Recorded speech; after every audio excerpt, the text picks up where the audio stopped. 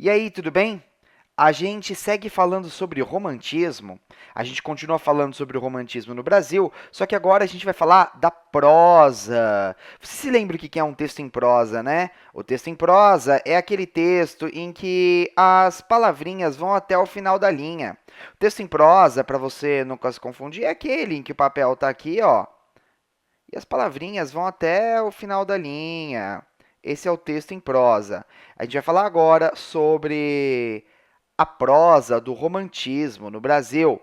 Bom, na prosa, no romantismo no Brasil, a gente tem alguns grandes autores, mas aquele mais importante de todos, aquele que escreveu mais romances, o cara que escreveu os romances mais importantes é o José de Alencar, que é esse vovô que você está vendo aqui, ó, o José de Alencar, com essa barbona grande, vistosa, é o José de Alencar. Bom, o José de Alencar, ele divide a sua obra, os seus romances, em três grandes grupos, ou quatro grandes grupos, a gente pode até falar.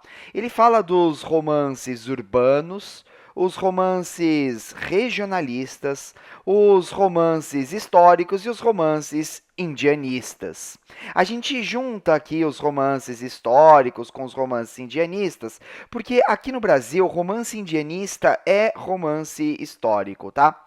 Bom, quem faz essa classificação é o próprio José de Alencar, e ele divide os seus romances assim.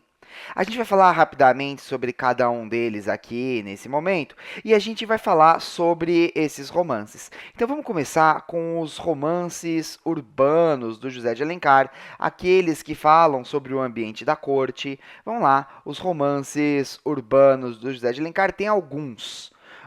Quais são os romances mais importantes urbanos do José de Alencar? Tem os 5 minutos, 5 minutos, Luciola, tem o Senhora, enfim, vários romances aí importantes.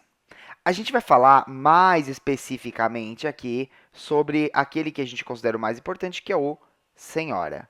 Então vamos falar sobre este romance do José de Alencar agora, sobre o Senhora. Senhora conta a história de uma moça chamada Aurélia. Aurélia Camargo. Aurélia Camargo. A Aurélia é uma moça pobre, uma moça que não tem dinheiro, que acaba conhecendo e se apaixonando por um homem chamado Fernando Seixas. O Fernando Seixas. Os dois acabam se. A Aurélia acaba se apaixonando, os dois acabam se encontrando, né? E a Aurélia se apaixona por Fernando Seixas. Só que aí, o que acontece é que Fernando Seixas é um cara muito ambicioso. E ele descobre que a Aurélia Camargo é uma moça pobre. Exatamente nesse momento, Fernando Seixas acaba com todas as esperanças da moça e começa a procurar uma outra moça mais rica, na esperança de se ajeitar economicamente, né? Então, a Aurélia Camargo ela vai ficar muito chateada com o Fernando Seixas. Mas você sabe que nesses romances de folhetim, sim, porque estamos falando aqui de romances de folhetim, você lembra? Romances de folhetim, aquele romance que era publicado em capítulos no jornal? Pois bem, você sabe que nesses romances de folhetim sempre acontecem muitas reviravoltas. Você sabe, né? Porque a série de TV que você assiste é um romance de folhetim também. Então, muitas reviravoltas acontecem. E nesse romance aqui, uma grande reviravolta vai acontecer. A Aurélia, que é a moça pobre, que é a nossa protagonista, vai descobrir que a sua avó morre e ela descobre que ela vai ganhar uma grande quantia de dinheiro. A Aurélia, então, ela vai se tornar uma das mulheres mais ricas do Rio de Janeiro. Nesse momento, a Aurélia, empossada de muito dinheiro, resolve se vingar de Fernando Seixas. E a Aurélia, então, acaba por comprar o casamento com Fernando Seixas. A Aurélia oferece para Fernando Seixas 100 contos de réis. Isso é muito dinheiro. 100 contos de réis é algo como 100 milhões de reais. E aí, a Aurélia vai comprar o casamento com Fernando Seixas. Mas, quando eles se casam, Fernando Seixas descobre que eles não vão ficar juntos. Fernando Seixas descobre que a Aurélia só estava tramando uma vingança e que Aurélia ordena que Fernando Seixas e ela durmam em quartos separados. Ou seja, esse casamento de Aurélia e de Fernando Seixas é um casamento de fachada. O Fernando Seixas fica muito decepcionado com isso tudo e fica muito chateado.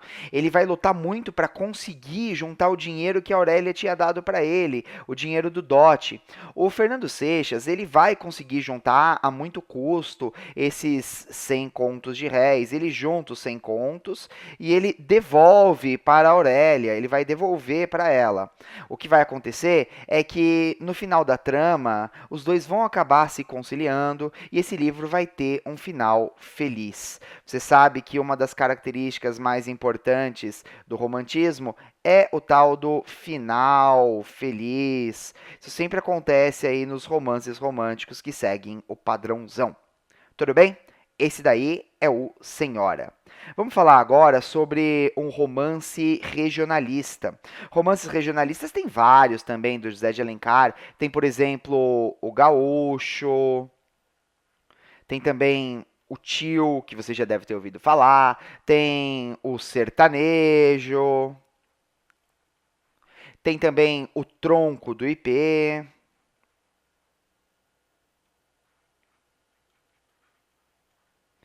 A gente vai falar, tronco aqui, né? Faltou um C. A gente vai falar aqui agora sobre o romance Tio. Então vamos lá, vamos falar um pouquinho sobre o Tio, um romance regionalista do José de Alencar. O romance Tio conta a história de uma moça chamada Berta. Berta é uma contradição viva, ao mesmo tempo que ela é uma heroína romântica. Berta é uma moça que se veste com roupas de menino. Berta, então, é uma contradição viva. A grande história aqui deste livro é a história de um amor do passado, uma história que acabou resultando no nascimento de Berta. Você sabe que havia uma moça chamada Bessita, que era a moça mais bonita da região. Essa moça vai acabar conhecendo um homem chamado Luiz Galvão, que vai se interessar por Bessita.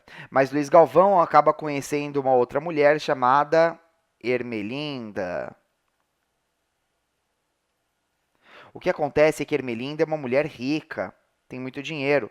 Luiz Galvão se interessa pela grana da Ermelinda e vai acabar se casando com Ermelinda, abandonando Bessita. Veja então que Bessita vai ficar muito chateada com isso. Bessita não vai gostar nem um pouco do fato do Luiz Galvão a ter a abandonado.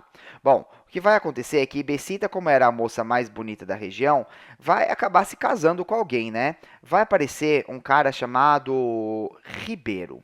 O Ribeiro vai se interessar pela Bessita.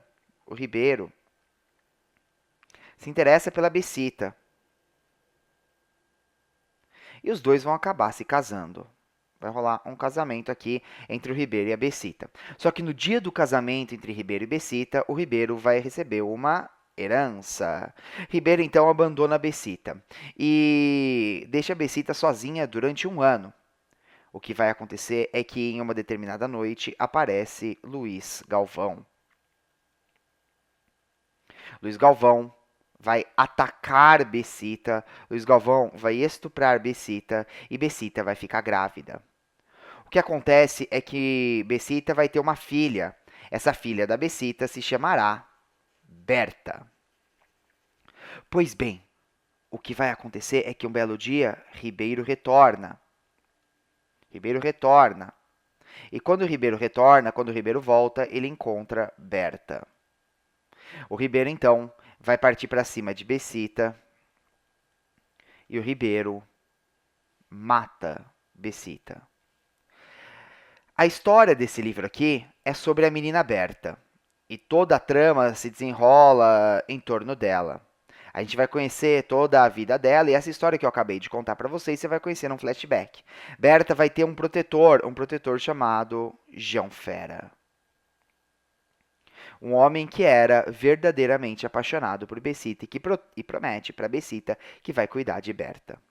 Então, esse livro aqui, ele vai narrar uma série de reviravoltas amorosas, é uma história que envolve vingança, uma história que envolve drama, uma história que envolve muita emoção. A história do romance Tio, também um romance de folhetim. Vamos falar agora sobre os romances indianistas. Tem vários também do José de Alencar. Os mais importantes são Iracema, o Guarani e o Birajara.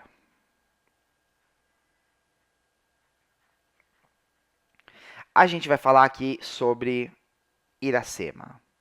Então vamos lá, vamos falar sobre Iracema aqui agora. Falando sobre Iracema, Iracema, a virgem dos lábios de mel, como você pode ver aqui nessa imagem. A Iracema era uma moça que vivia no Brasil. Estamos falando do período de colonização do Brasil. Estamos falando do período de conquista do território brasileiro pelos portugueses. A Iracema, ela vai acabar encontrando um homem chamado Martim.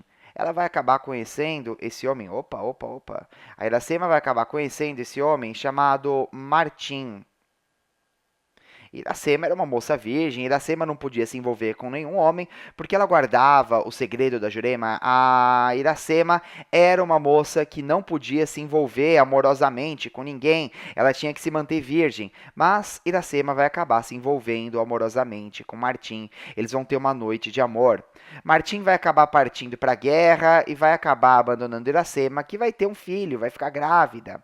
Bom, a gente vai contar a história nesse livro aqui do primeiro cearense. A história do filho da Iracema, que vai ser o primeiro cearense, é uma história de formação do Brasil. É um romance indianista histórico do José de Alencar, que conta uma lenda sobre a formação do Ceará.